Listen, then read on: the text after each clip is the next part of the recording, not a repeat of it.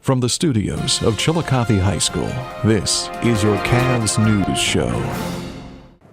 Hello, I'm William Holmes. And I'm Glenn Mitchell, here with your CAVS News Update. Spring break is over and students are back in the classroom. Students will soon be finishing their end-of-course exams by the end of this week.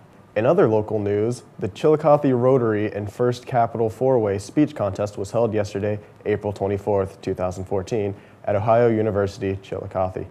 From what we hear, the presentations were all excellent and showed, once again, the amount of talent Ohio's students have. Spring sports here in Chillicothe are in full swing, which keeps our track, baseball, softball, and lacrosse teams all pretty busy this time of the year. With more on sports, here's Christopher Hux with this week's sports update. Thanks, Glenn. Spring sports are in full swing now, and the warm weather has gotten everyone excited for what's to come this season. The Cavalier boys baseball team is 6-7 so far this year, but they've had a tough schedule to this point. Most recently, the boys crushed Logan 11-0, and pitcher Nolan Taylor recorded a no-hitter. The boys will be playing a doubleheader against Circleville on Tuesday, the 29th, and will play another home game on the 30th against Clinton Massey. The girls softball team has been on fire this year. They're 9-3 overall and 7-1 in the league. Coach Phillips has the girls swinging for the fences as the girls are averaging over 11 runs a game thus far. With strong offense and great pitching, it doesn't look like there's a team in the league that can compete with the Lady Cavs this year. The girls will be at home again on Thursday, May 1st and Tuesday the 6th. Tennis has righted the ship, winning their past 3 meets. They currently sit at 5-2 and will be playing in Chillicothe on Monday the 28th and Wednesday the 30th. Track held their senior night Thursday the 24th. They still have multiple meets to go, but won't be running on their home track again this season. Best of luck to both men's and women's track and field teams. Girls lacrosse has had a rough year as of now. They haven't won yet, but will be out there fighting for another victory on their home field on Friday the 2nd, Saturday the 3rd, as well as Tuesday the 6th. Keep fighting, Lady Cavs. That's all for this week. I'm Christopher Hux. Now back to William in the studio. Thanks, Chris. It's time to order your 2014 yearbook. The cost of this book is $65, and you can order your yearbook at jostinsyearbook.com. If you liked last year's yearbook, then you'll really like the 2014 yearbook. Order your yearbook today.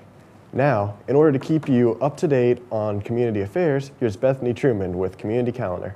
Bethany?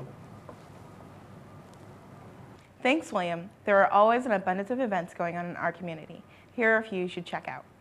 Adena Mansion and Gardens are now open for the season. Hours of operation are Wednesday through Saturday, 9 to 5, and Sunday from 12 to 5. Admission is $8 for adults, $7 for seniors, and $4 for children 6 and up. Children 5 and under get in free. This is a wonderful way to learn more about our town's rich history. Join local art teacher Skip Hathaway at noon on May 3rd to paint or draw artwork inspired by the beauty of Adena Mansion and Gardens. Children of all ages are welcome to join Skip and take home original art painted by their own hand. Attention event coordinators. If you have an event you would like to include in our community calendar, just email your event details to us at cavsnews@students.ccsd.us or message us on Facebook. That's all we have for this week. I'm Bethany Sherman. Have a wonderful week in Chillicothe. Now back to Glenn in the studio. Thanks, Bethany. Prom week is finally here, and the big event will take place at the Madison on Paint from 9 p.m. to midnight. And after prom will be held in the CHS Gymnasium from midnight to 4 a.m., which will give students a chance to participate in many fun activities and to win some amazing prizes. Now, with more fun facts about prom, here's Anthony Polakowski with Did You Know? Anthony? Thanks, Glenn. This week I've got some facts about prom for you. The term prom comes from the word promenade, which signified the parading of guests at upper-class galas and debutante balls during the Victorian era. The first proms were held at northeastern colleges in the late 1800s. High schools didn't adopt the trend until the early 20th century. Prom in the early 20th century was very simple. A dance floor, tea, yes tea, and a room for socializing created the ideal prom experience. Proms became less cool in the 60s and 70s when students' attention was focused on anti-war rallies, civil rights causes, and rebellion against the authority and the establishment of the norm, one of the very things that prom had represented up to that point. Finally, prom has become a staple in pop culture and has been a focal point in such films as Pretty in Pink, 10 Things I Hate About You, and of course, Stephen King's Carrie. That's all for this week. I'm Anthony Polakowski. Now back to William in the studio. Thanks, Anthony. Vice President Biden visited Kiev to meet with Ukrainian leaders about tension in Eastern Europe. With more on world events, here's AJ Carver with World News. AJ? Thanks, William. The death toll from the sunken ferry just off the coast of South Korea has risen to 169, leaving over 100 people still missing. 11 members of the ferry's crew, including the captain, have already been arrested in connection with the disaster. A 16-year-old boy snuck into the wheel well of a Boeing 767 and flew from San Jose, California to Maui, Hawaii.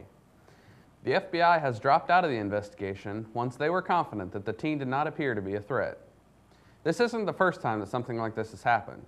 In 2010, another 16-year-old died after he fell out of the wheel well of a U.S. Airways flight from Charlotte to Boston. An Australian official says objects spotted south of Perth, Australia, is not likely to be of use in the search for Flight 370. The plane has now been missing for nearly 50 days. The crisis in Ukraine continues as U.S. troops will conduct training exercises in Poland. The U.S. says that they will maintain their presence there through at least the rest of the year. NATO estimates that already 40,000 Russian troops have been deployed near its borders with Ukraine, making some very nervous. Georgia Governor Nathan Deal signed a controversial gun bill into law on Wednesday. House Bill 60, or as some people call the Safe Carry Protection Act of 2014, specifies where Georgia residents can carry weapons. Included are provisions that allow residents who have concealed carry permits to take guns into some bars, churches, school zones, government buildings, and even certain parts of airports in Georgia. That's all we have for this week's World Report. I'm AJ Carver. Now back to Glenn and William. Thanks, AJ. Well, that's all for this week. I'm Glenn Mitchell. And I'm William Holmes. Stay safe, Chillicothe.